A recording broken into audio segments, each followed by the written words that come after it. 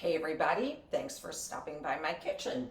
It may look a little bit different today. I'm taking a different view so that I can use my stove and you can watch. But speaking of stopping by, we are opening up a little bit more and chances are pretty good that you're going to have friends wanting to stop by and see you. I have found that this recipe we're making today is a great one. It's made with ingredients that I usually have in my refrigerator. Sometimes it's good to use up some of the ingredients as well. So you'll see as I go along and tell you about it. But what is it, right? It is a doctored up hummus, all right? So typically I will always have a hummus, usually plain hummus. Sometimes it's a hummus that I've made that might have flavoring in it. But I usually have a hummus that is in my refrigerator, but it's kind of bland. So if you have someone coming over, you're thinking, well, it's not really special enough to use. So I came up with this recipe a while back, just with things that I had on hand, and just to kind of spice it up and give it a little flavor, give it a little color as well, and some anti-inflammatory ingredients. I'm going to be using tomatoes, which is very good. I'm also going to be using some basil. And again, this basil is from my garden, but if you don't have basil in your garden, don't worry, because you can also use dried basil as well. And I always have that in my spice cabinet. So why don't we get started and I'll show you just what I do. So the nice thing about this is I use tomatoes and they don't have to be fresh tomatoes. I have found actually that the riper the tomato is, the more flavorful it is. So I usually have some cherry tomatoes around.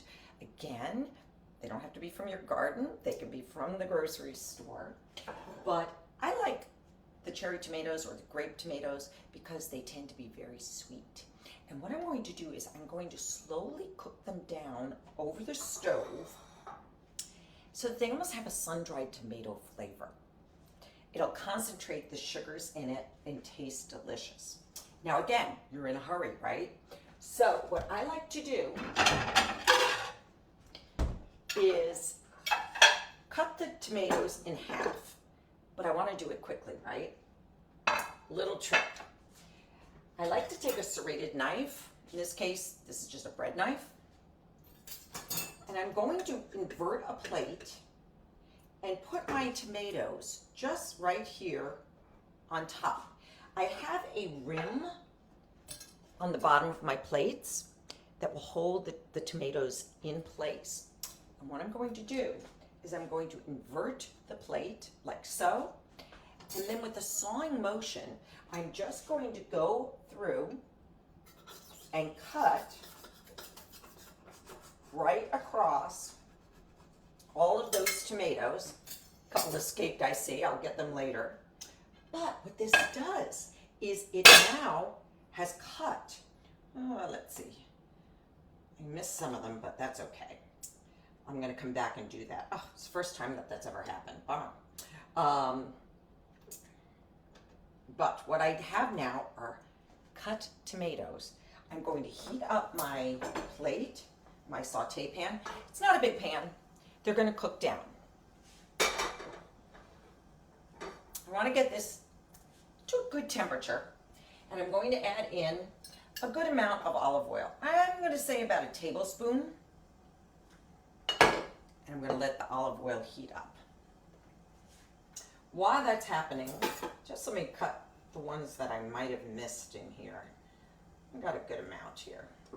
I don't think I went through quite as evenly as I should have, so I missed a few. A few just got nicked. All right. So it wasn't that big reveal the way I was hoping. It's all right. That's what cooking's all about, right? All right. So I'm going to add in my tomatoes now. You can hear them sizzling a bit, which means that my oil is nice and hot. I'm going to let them heat up. All right, so just simply my tomatoes in the pan. What I want to have happen is I want them to start softening and releasing some of their juices. So I'm on high now. I'm going to turn down to like a medium low. And I'm going to grab some garlic, pardon me.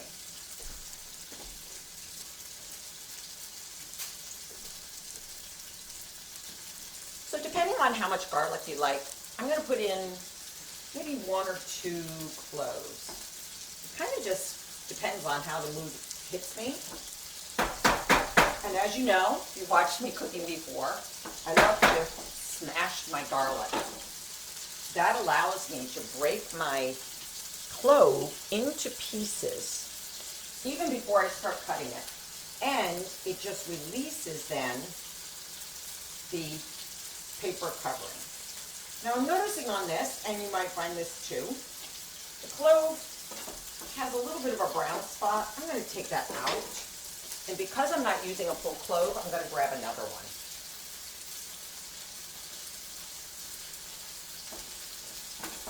I'm going to give that a smash. Just be careful of your fingers when you're doing this. All right, I'm going to turn down my tomatoes to a medium-low. I want them to cook low and slow. Give these a smash again, and I'm going to give them a nice chop. Now, don't worry that much about whether it's minced or how much you cook it, because they will cook down, the garlic will cook down in the dish. And if you smashed it well, mine didn't get very smashed this time, it will have nice small pieces almost immediately after you smash it. I'm mixing in my garlic with my tomatoes.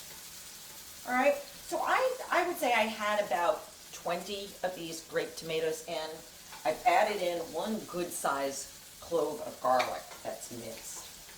And I'm doing this in about 1 or 2 tablespoons of olive oil.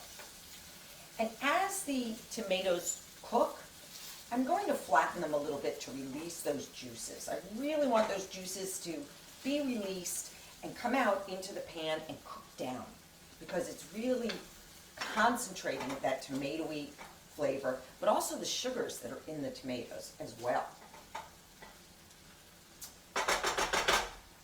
So I'm going to let these now cook slowly. And as this is cooking, I'm just going to move it over to a side burner here, so that I can work a little bit more closely over here with you all. I'm going to bring you a little bit closer. Let's see how we can do this. See how that works. All right, there you go. That's not so bad. All right, so while this is now slowly cooking, I'm going to work on the vegetables that I want to serve with my dip, right? Because you don't always have tortilla chips or whatever it is that's handy. I tend to have in my closet some crackers, so I will use some seeded crackers for this. I also, every now and then, I'm just at the very end of some homemade crackers here, so I'm going to use those as well. I found some celery in my refrigerator. I'm going to rinse those off. And I have some carrots. Now these are nice organic carrots that have not been chopped up, but guess what? I have some organic, smaller, little baby carrots. So I'm going to use those. I don't even have to chop those. I could chop them in half if they're thick. We'll take a look and see. So I have my celery, I have carrots, I found a red pepper. I'm going to use that. A cucumber that's getting a little old, so I thought, oh good, I'll use that as well. So let me just rinse this off. I rinsed my cucumber and I washed my pepper off as well. I don't tend to wash the celery ahead of time because it's in the head or in the stalk, the stalks like this. And they tend to stay fresher if you leave them together. So I do that and then just wash it as I start. Now I'm noticing that I have a little bit of brown on the outer edge of my celery here. And if you'll excuse me, I'm going to be reaching over you here because what I want to do is grab a little peeler. This is very handy. And just peel that outer surface of the celery. All right. The brown, there's nothing wrong with it. It probably occurred when it was growing. But it's not very pleasant if you're eating it. So as you can see, I peeled off that outer edge. And now I'm going to cut this into probably about 2-inch pieces. The tail end, I tend to like to take these little wings off. So as you see, I'm just trimming off those edges, like so. And then this one, because it is so wide, the base, I'm going to cut it into 3 sections. All right? I'm going to cut this one down the middle. And this one down the middle as well. So I have my sticks here. I'm going to add them into my bowl over here. I'm going to give my tomatoes a little toss because I want them to soften up equally. You can see right here, they're starting to soften. I take the back of my spoon. Some of them are still a little firm. Some of them are softening up nicely. When you cut open your tomatoes, this is when they can soften very nicely. If they're not cut open, they don't release the juices. So they'll stay firmer. They might even pop on you, which kind of makes a mess. So, all right, we've got these still cooking here, doing nicely. That garlic is smelling so good. All right, but back to preparing my veggies. So for my cucumber, I like to, this is an organic cucumber, so I don't need to peel it. But if you would like, you can peel your cucumber. If you would like, you can peel it in stripes and give it a little bit of a striped coat here, outer jacket. And what I'm going to do is, I got an idea. Before I cut my cucumber into rings, as you can see, I cut it there. I'm going to take my fork, and where I peeled it, I'm going to run the fork down the side. Why? Because that will give a little bit of character to that outer edge of the cucumber. So let me slice this probably about 1/8 to 1/4 inch. All right.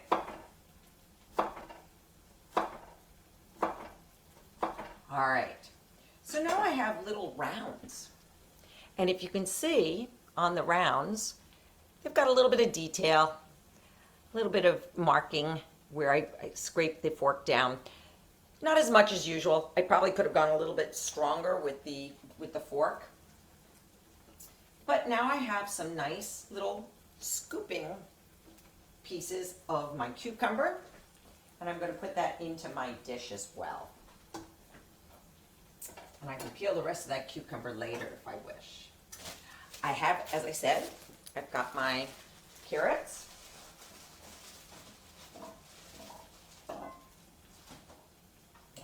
So my bowl is shaping up here. All right. Let me grab out a serving bowl now for my hummus.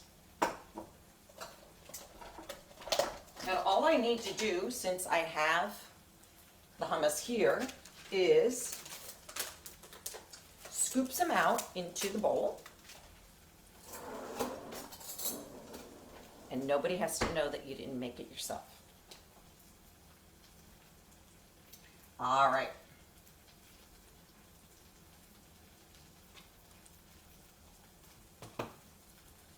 So I've scooped this out, and what I like to do is I like to just go around with my spoon and make a little well in the middle of my hummus.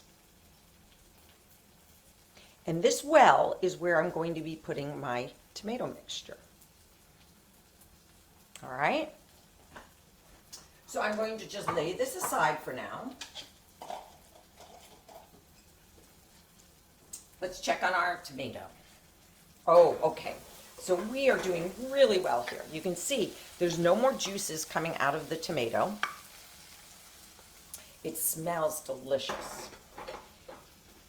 Instant sun-dried tomatoes, right? All right. So I have my tomato mix here. I'm going to add a little bit of salt. Pinch. That was a skimpy pinch. There we go. And I'm going to add a little bit of fresh ground pepper. All right. Give that a mix.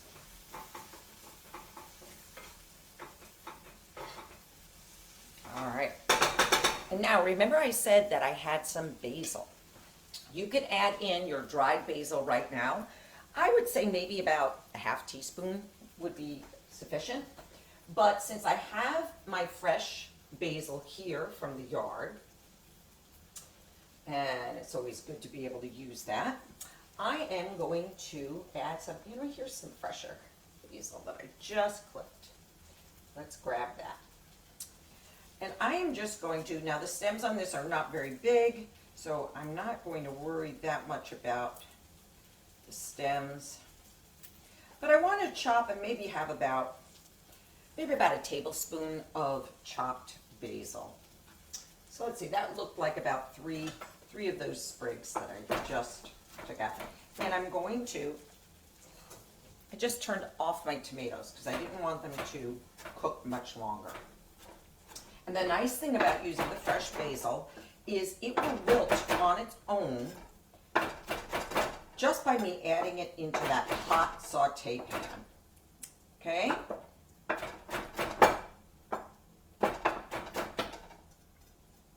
All right. So I'm now going to add in that basil. So it's a generous tablespoon that I just added in there. And I'm going to stir that up and just let it wilt. Let me show you what I have cooking here. All right.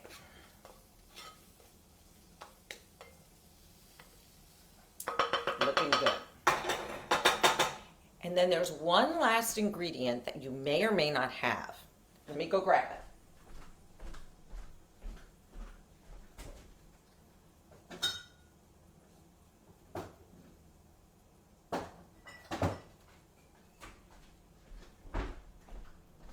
This is an ingredient that I have added to my pantry. I love having it, especially for something like this, where I want to add a little bit of balsamic flavor, which is kind of a sweet tart flavor, but I don't want to add the dark coloring that a regular balsamic might have. This will add that little bit of sweetness, but maintain a nice red color. So I put in, maybe about a teaspoonful. And the nice thing about doing this is you can always taste it yourself. What you want is you want a nice strong flavor because it will be mixed in with the hummus, which tends to have a very mild flavor.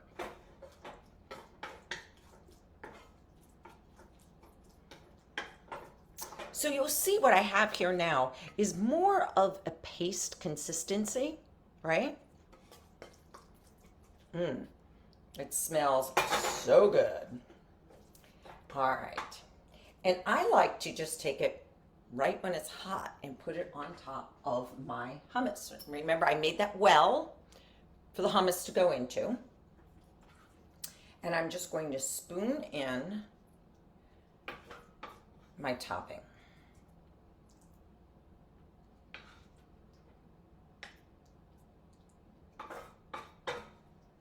All right.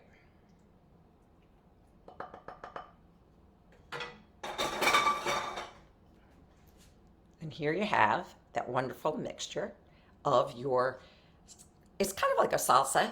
It's an Italian salsa.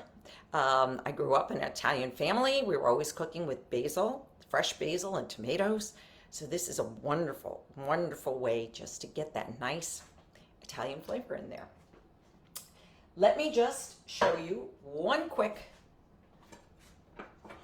way that I like to like to cut my red peppers. I'll cut off the top. I'll cut off the bottom. I will take out the seeds in the middle.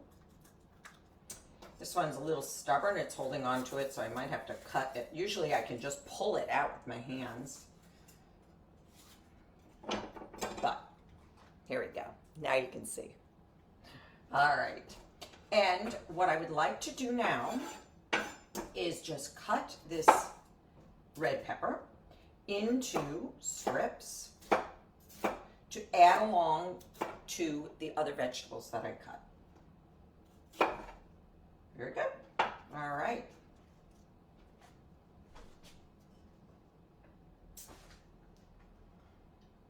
So here we have our dish so far. All right. All I need to do is add in my chips on the back.